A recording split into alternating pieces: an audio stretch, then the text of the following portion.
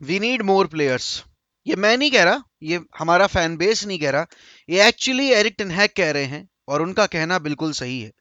और उनका कहना इसलिए सही है क्योंकि अगर मैं यूनाइटेड का स्क्वाड कंपेयर करूं स्पर्स के साथ, आर्सेनल के साथ, लिवरपूल के साथ, मैन सिटी के साथ, इवन एस्टन विला के साथ, जिनके अगेंस्ट हमें आज खेलना है हमारा चौथा प्री सीजन का गेम, तो हम उन सबके सामने कमजोर दिखाई देंगे। क्यों? क्योंकि हमारे पास बेंच पर अच्छे प्लेयर्स नहीं हैं। और उसका मेन रीजन यही है कि अभी तक हमने सिर्फ और सिर्फ 3 साइनिंग की हैं। हमने सबसे पहली साइनिंग टैरल मलासिया की, जो हमारे साथ प्री सीजन टूर पे गए हैं। हमारी अगली 2 साइनिंग हमें प्री सीजन टूर पे ज्वाइन नहीं करने वाली हैं, और वो कैरिंगटन में रहकर अभी तो आए भी नहीं है बेसिकली, क्योंकि वीजा इश्यूज है अभी लिसांद्रो मार्टिनेज का, और एरिक्सन अभी उनका मेडिकल वगैरह पूरा नहीं हुआ है। लेकिन आखिर क्यों बोला एरिक टेनहैग ने, आखिर क्यों उन्होंने बोला कि we need more forwards, we need more players? क्योंकि अगर मैं फॉरवर्ड लाइन में देखूं तो नंबर 9 की पोजीशन पर हमारे पास ऑप्शन नहीं है। रोनाल्डो की कल की रिपोर्ट के हिसाब से जो रिपोर्ट आई है, देखो, दैट वाज मॉडरेटली रिलायबल। मैं ये नहीं कहूँ कि वो हाईली रिलायबल सोर्सेज की तरफ से आई है, लेकिन जब कोई न्यूज़ ब्रेक होती है तो इसका मतलब ये होता है कि कहीं ना कहीं बातचीत हुई होगी।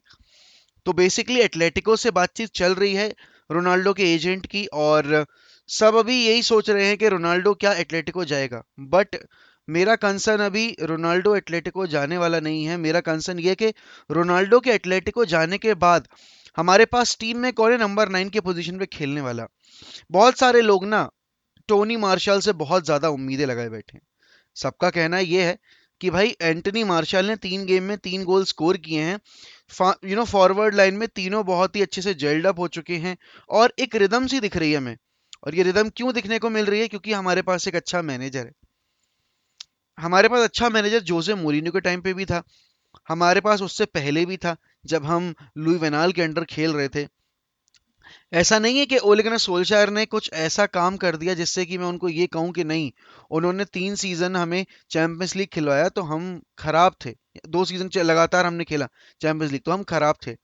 नहीं, मैं वो नहीं कहूंगा। उन सीजन्स में भी अगर एंटनी मार्शल परफॉर्म करके दिए तो वो पैचेस में परफॉर्म करके दिए।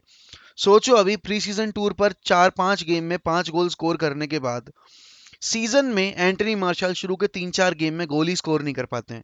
और हम अपना सीजन का पहला गेम जो ब्राइटन के अगेंस्ट है 7 तारीख को, वो गलती से हार जाते हैं। फिर किसके ऊपर ब्लेम जाएगा? फिर सारे लोग कहेंगे कि अरे टेनहैग ने तो बोला था कि स्क्वाड बढ़िया है। ये स्क्वाड कैसे बढ़िया है? टेनहैग ने तो इतनी अच्छी परफॉर्मेंस डिलीवर करके दिखाई थी प्री सीजन टूर पे, ये कैसे हो रहा है? आखिर ये क्यों हो रहा है? तो भाई उसका उसके पीछे रीजन यही है कि हमारे पास ऑप्शंस नहीं है। अगर किसी का फॉर्म में डिप आता है तो हम उस प्लेयर को किस अच्छे प्लेयर से रिप्लेस करेंगे? हम क्या अकेडमी से चार्ली मैकनील को लेके आएंगे? क्या हम अकेडमी से गर्नाचो को यूज करेंगे, एलेंगा को यूज करेंगे, या हम रेशफोर्ड को नंबर 9 खिलाएंगे? आई थिंक इस पॉइंट ऑफ टाइम पे यूनाइटेड और यूनाइटेड के फैन बेस को ये समझना पड़ेगा कि मेक शिफ्ट पोजीशंस में आप उन प्लेयर्स को यूज नहीं कर सकते जो कि उस पोजीशन पे पहले अच्छा नहीं कर पाए। क्योंकि रेशफोर्ड को अगर मैं देखूं, अगर रेशफोर्ड का record as a centre forward नहीं रहा है अच्छा। Antony Elanga likes to operate from the left hand side. हमारे पास राइट विंगर के तौर पर एंटनी की न्यूज ये आई है, जो ब्राजीलियन एंटनी है, जो आयक्स के हैं, कि आयक्स एक राइट विंगर खोज रही है, और अगर वो उनको मिल जाता है जिस प्लेयर के वो पीछे हैं, तो they might sell Antony to Manchester United.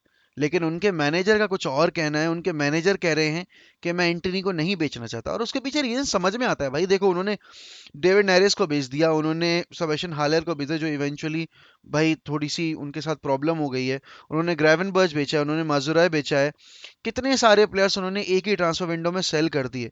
अब वो क्या अपनी आधी टीम एक ही विंडो में बेचने के बाद अगले सीजन चैंपियंस लीग में एक कमजोर टीम के साथ पार्टिसिपेट करना चाहेंगे?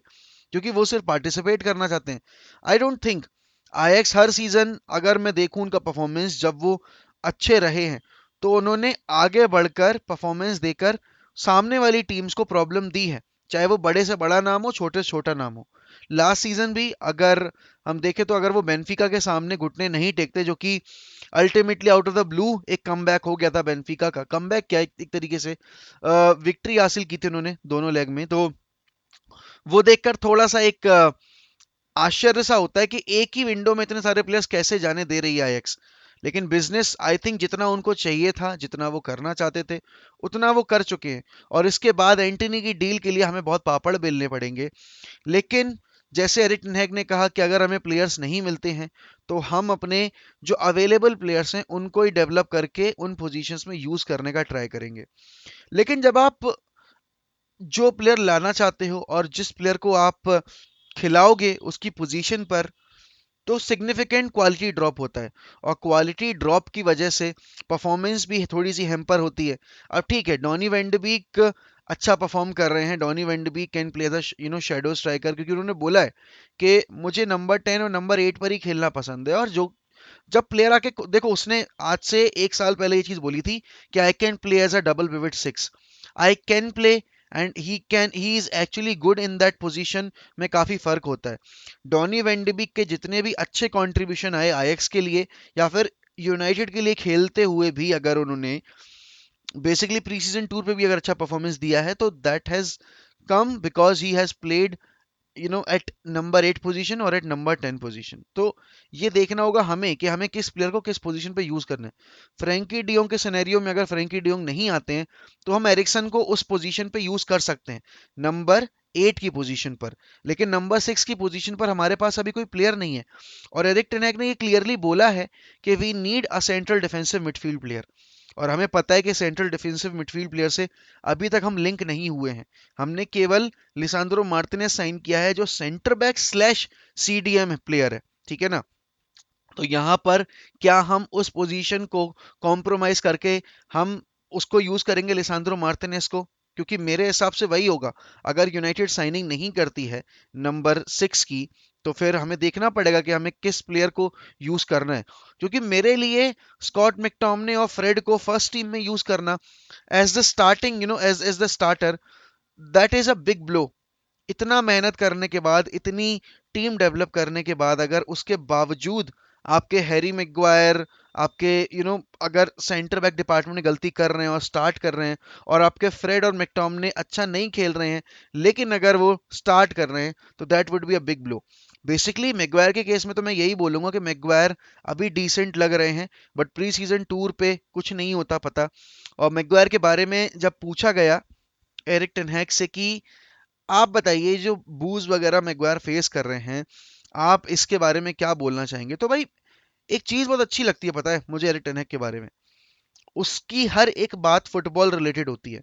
उसने ये बोला कि अगर फैन बेस नाराज है, तो आई थिंक मैग्वायर को परफॉर्मेंस के थ्रू उन सामने वाले लोगों का मुंह बंद करना पड़ेगा। क्योंकि वो आपको क्रिटिसाइज अगर कर रहे हैं, ये मेरी लाइन है, अगर वो आपको क्रिटिसाइज कर रहे हैं तो उसके पीछे वजह ये है कि आपने लास्ट सीजन बहुत ही खराब परफॉर्मेंस दी थी और प्री सीजन टूर पर आपने कुछ ऐसा किया नहीं है।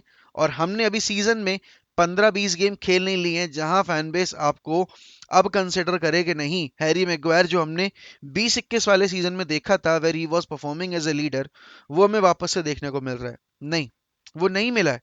अभी सीजन शुरू नहीं हुआ है। प्री सीजन टूर पर हाइप करने वाले लोग बहुत गलत होते हैं, जैसे मार्शल को कर रहे हैं, जैसे हैरी मैग्वायर को कर रहे हैं। बहुत सारे लोग ये भी कह रहे हैं कि मार्शल, सैंचो और रैशफोर्ड की जोड़ी इतनी शानदार है, तो फिर रोनाल्डो अगर आ जाएगा तो रोनाल्डो को बेंच होना पड़ेगा। भाई, मैं फिर से वही कहूंगा कि कंपटीशन जब आता है ना, कंपटीशन मतलब जब मैच जीतने का प्रेशर आता है, अभी मैच जीतने का प्रेशर नहीं है। क्योंकि यहाँ पर आप प्री सीजन टूर में हो, हारोगे जीतोगे फर्क नहीं पड़ता। फर्क इससे पड़ता है कि आप खेले कैसा। अल्टीमेटली हाँ, रिजल्ट रिजल्ट से भी फर्क पड़ता है, क्योंकि फैन बेस को एक उम्मीद जगती है, फैन बेस थोड़ा शांत होता है। लेकिन अगर प्लेयर पर्सपेक्टिव से बात करूं, तो उनके लिए अपनी परफॉर्मेंस इंप्रूव करना ज्यादा इंपॉर्टेंट रहता है। तो भाई, मार्शल ने परफॉर्मेंस इंप्रूव की है, no doubt about that. But ये कह देना कि रोनाल्डो को बेंच कर देंगे वो अभी इस पॉइंट ऑफ टाइम पे, आई थिंक ठीक है। पहले गेम में हो सकता है मार्शल खेलें, शुरू के 2 गेम मार्शल खेलें, बिकॉज उन्होंने प्री सीजन टूर पे सारे गेम वो खेलेंगे। लेकिन अगर वो 2 शुरू के गेम में परफॉर्म नहीं कर पाए, तो फिर आपके पास कौन प्लेयर है बेंच पे? और वही तो क्वेश्चन रेस किया है एरिक टेन हैग ने। बेसिकली उन्होंने और किया क्या है? यही सारी चीजें तो उन्होंने भी बोली हैं।